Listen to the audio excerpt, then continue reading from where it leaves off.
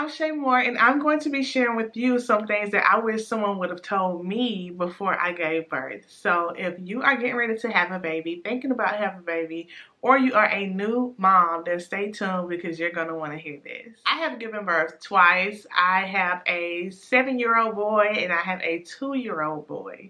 And I'm going to be sharing with you all some things that I wish people would have told me before giving birth. A lot of times we hear people tell us how hard it's going to be, how crazy labor was going to be, how painful it would be, how big you're going to swell up. Like, we hear all these things that scare us. So I don't want you to think this is going to be one of those videos, because it's not. I'm going to be giving you all some things that I feel like every woman needs to consider and really think about before she gives birth. So let's go ahead and hop into it. Okay, the first thing that I wish would have been stressed to me as much as everything else is that everyone's experience is different. From the time you conceive to the time you deliver, even there on after that, everyone's experience is different. Your pain tolerance is different. Your doctors may provide you a different experience. How you decide to prep for your birth is going to be different. Everyone's experience is going to be different. So a pet peeve of mine is when I see people telling new moms, oh, it's going to be hard, or oh, it's going to be painful, because that is not always the case. How about let's tell them that your body was made for this, your body can handle this. This is a beautiful experience, because that's exactly what it is. So when I went into having my first birth, I was terrified. I had heard so many horror stories from my family members that I just knew it was going to be this traumatizing, painful situation, and it literally was not that at all. So if you are preparing to have a baby, if you are thinking about having a baby, then just really understand that everyone's experience is different. This is your experience, and I do suggest and encourage you to own the fact that it is your experience. You can navigate this any way that you choose. You can create your own birth plan. You can go to the classes that you feel like you need to go to in order to be fully prepared to birth your baby, to take care of your baby after birth. This is your experience. You want a certain lighting in your room, if you want a certain type of birth, if you want affirmation cards going around your labor room, this is your experience. Those are all things that you can do to make sure that you're having the best experience possible. The next thing that I wish someone would have told me is that your mindset matters. Your mindset matters during your birth. Your mindset matters during your delivery. And it definitely matters afterwards. Your mindset is crucial. A lot of times when I hear people come to me and they ask me questions about breastfeeding, or they ask me questions about how did I go about having a birth with no epidural, and what I hear people say is, oh, I'm gonna try to breastfeed, or oh, I want to have a natural birth, or oh, I want to try to have a birth without an epidural.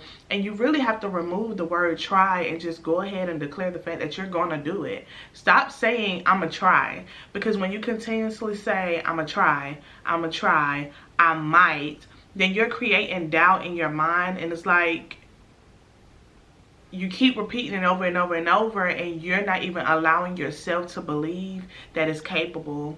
You're not allowing yourself to believe that you have it in you to do it. So whenever you speak to someone, just go ahead and don't be afraid. Like, if you're afraid to even say it, then how are you going to get yourself through the actual action of doing it?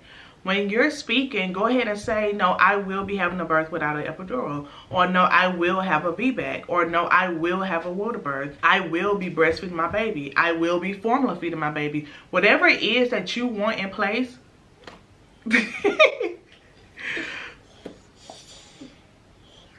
go sit down.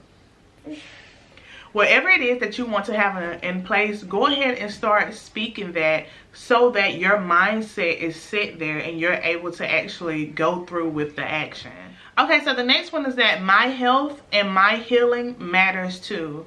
And some of you may be looking like, girl, duh. But as a mom, I feel like we often put our needs and our healing even sometimes last, for the sake of our children or for the sake of our household. when really that is backwards. You cannot take care of your household. You cannot fully be there for your children if you're not taking care of yourself.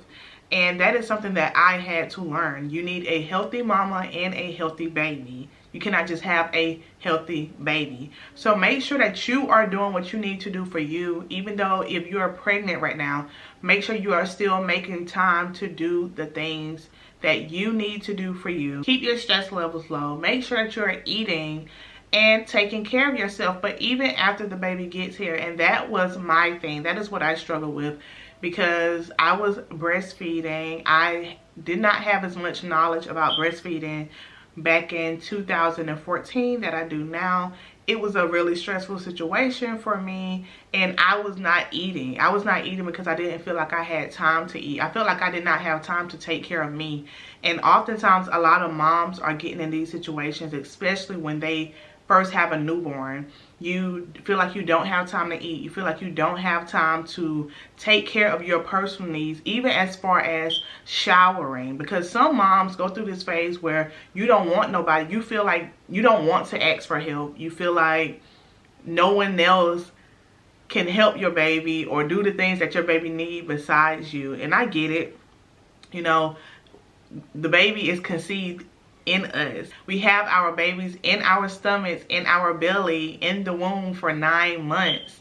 And then we have the baby, and it's like, you want me to give my baby to you while I go take care of it? No, I want to keep my baby with me.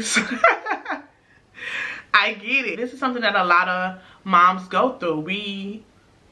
Some moms, when they first have birth, or even it lasts for years, you don't like asking for help, or you don't feel comfortable asking for help. Sometimes it's just because of separation. Sometimes it's just because of the people that you may have around you, or it's just a new feeling that you got to learn. It's a new experience that you have to grow through.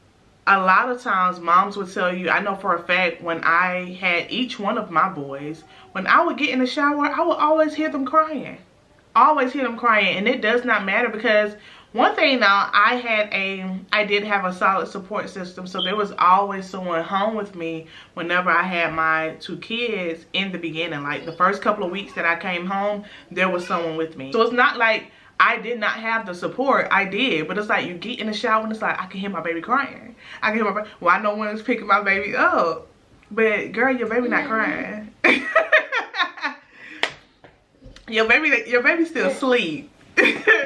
So when I tell you I get it. But it is a must that you understand that your needs, your healing, all of that is important. Take care of it and do not put it last. Do not put it to the side. You have to be a healthy mama. Healthy mama, healthy baby. Okay, and the next thing that I wish someone would have told me before having birth is you need an advocate. Not you should have, not I suggest. You need an advocate. You need some support person there with you. Things happen so quickly. Your mind should be focused on you and your body.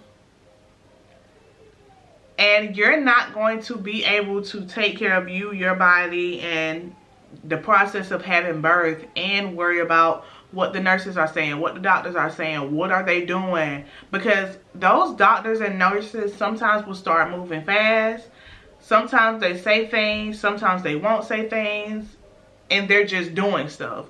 So you need an advocate there. You need a support person there. This can be your boyfriend, your husband, your mother, your sister, your cousin, a doula.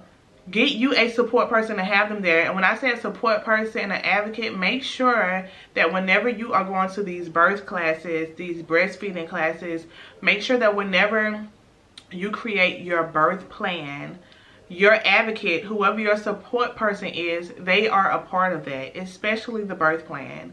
They should know your birth plan just like you know your birth plan. They should know it from the back of their hand.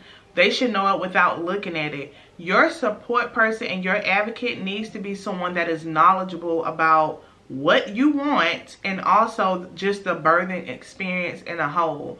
Because when things start moving fast and you're having those contractions, you're not going to be able to focus on what you need to focus on and focus on everything going on around you. And you just need someone there in your corner to support you, encourage you, speak life over you during that moment, but also to make sure that your birth plan is being fulfilled. Make sure that you are being supported fully in every way possible. Get you a support person. Make sure that they are knowledgeable, and make sure that they feel comfortable enough to speak up if necessary. Okay, and this tip that I have for you right here, girl, people told me it was going to be hard to sleep when I had my baby. But they didn't tell me it was going to be hard to sleep forever. I am a napper. If I don't do nothing else, I'm asleep. And I have not been able to do that since 2014. Yes, I get good sleep here and there, but it's not that same type of sleep that I was getting prior to 2014. It's not that type of sleep that I was getting when I only had to worry about me. Child, you have kids that you are worried about. When you have kids that are walking around with a piece of your heart, because that's literally what it feels like. It's just like you took your heart out and like you gave it to your children, and they just running. And I have boys, so they are wild. They're like running rapid with my heart. But it's like you never get to experience that sleep again. I don't know, maybe it's just me, so I'm not gonna say this is for everyone. But honey, the sleep haven't been hitting the same. The sleep ain't really been sleeping. And I would just leave that there. But if you are getting ready to have a baby, if you're thinking about having a baby, wherever you are in that process, I wish you the best of luck. And if you have any questions, if you have any ideas or anything that you would like to see from me, make sure you drop it down in the comment section. If you enjoyed this video, give me a thumbs up. And consider subscribing and joining the family. As I stated before, I will be dropping videos for mothers every Monday. Mommy Mondays. I don't know what this is, but it just felt right. And I do it a lot. So make sure you get used to that too. But I have really enjoyed creating this video for y'all. I hope that you have enjoyed it too. And I will see you in the next one. Bye, girl.